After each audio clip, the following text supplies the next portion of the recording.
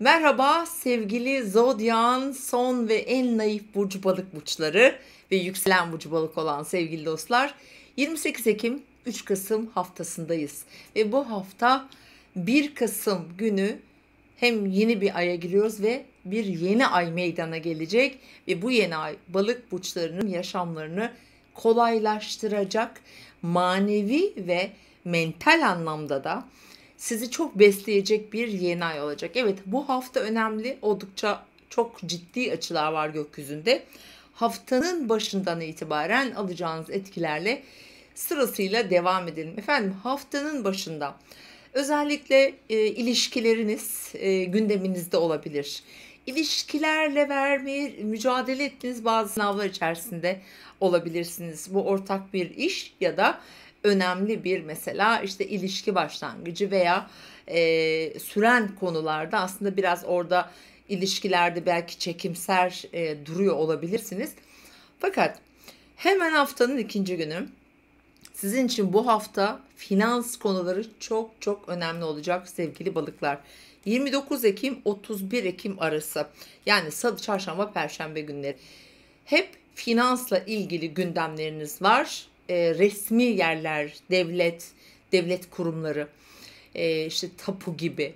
Ondan sonra resmi değerler, bankalar, kredi, borçlar, borçlanmaları, yapılandırmalar ya da böyle kredi çekmek gibi bir durumunuz, bir işiniz varsa bunların sonuçlanmaları da gelebilir. Ancak 30 ve 31 Ekim tarihleri Uranüs'ün Merkür'le olan sert kontağı dolayısıyla beklenen bazı gelişmeler gecikebilir açıkçası. Diyelim uzak bir yerden haber bekliyorsunuz. Onda bazı takılmalar, gecikmeler söz konusu olma ihtimali var. Tabii doğum haritanız eğer ki alıyorsa, yani şöyle diyelim 25 derece civarında Boğa Akrep aksında yerleşiminiz varsa ya da Aslan Kova, o zaman belki daha çok etki alabilirsiniz. Genel anlamda ama sert bir gün. Hem özel hayatınızda hem de sosyal ilişkilerinizi, biraz kültürel konuları, yurt dışı ile ilgili konuları çok önemli şekilde etkileyecek. Belki bir yurt dışından haber bekliyorsunuz. Belki eğitimle ilgili bir sınav sonucu da olabilir bu arada. Sevgili balık burçları. Evet, Perşembe günü kesinleşiyor.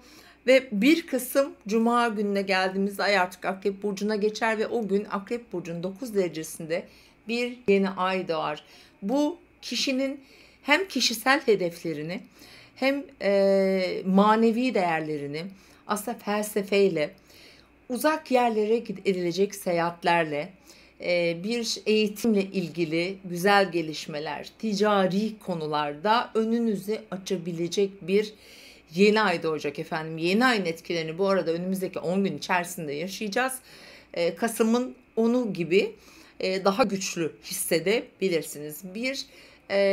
Özellikle mesela çocukları olan balıkların belki çocuklarının yanına gidecekler, çocukları ile ilgili konular, onların belki ihtiyaçları, diyelim özel ihtiyaçları gündemlerinde olabilir. Yani yeni ayın etkileri aslında size olumsuz yansımıyor, bilakis olumlu da yansıyor diyebiliriz. Efendim 2 Kasım günü artık balık burçlarının Merkür bu arada Yay burcuna geçiyor. Balık burçlarının hayatına daha önemli, daha ciddi konular gelmeye başlıyor. Aslında bu yeni ayın etkileri 2 Kasım ve sonrasında daha güçlü olacak. Fakat bu hafta yine balık burçlarını etkileyecek o kadar önemli açılar var ki arkadaşlar. Jüpiter Venüs karşıtlığı tam kariyer evinizde. Bu da sizi etkileyecek. Hem mesleki alanınızı, belki aile içi dinamikleri, böyle biraz fazla harcamalar olabilir, harcama kontrolü burada ön plana çıkabilir, ödemeler, patron veya beraber çalıştığınız insanlar, yani çalışan biri de olabilirsiniz, işveren de olabilirsiniz. Oradaki dengeleri kurmak önemli olacak. Bir diğer önemli konu bu hafta tabii ki Yengeç burcundaki Mars'la Plüton'un karşıtlığı var. Şimdi balıkların özel hayatı, yani şöyle diyeyim, sosyal çevreleri. Aslında şöyle diyebiliriz, burada koparıcı bir etki var, sert bir etki var. Özel hayatınız ve sosyal ilişkilerinizi çok önemli bir evrim geçiriyorsunuz. Bu süre uzun bir süreydi bu arada. çok ciddi değişimlere doğru gideceksiniz. Sevgili balıklar, şimdiye kadarki sosyal ve özel hayatınızda bakış açınızı, çevrenizi değiştirecek gelişmeler de getirebilir. Ama her burca söylüyorum, lütfen sakarlıklara, kazalara, e, tehlike uyandıracak yerlere, kişilere karşı bu hafta hepimiz çok çok dikkatli olmalıyız diyorum. Ve mutlu bir hafta diliyorum sizlere de. Yayını beğenip eğer abone değilseniz abone olmayı ve mutlaka bu yayını sevdiklerinizle paylaşmayı unutmayın diyorum. Hoşça kalın.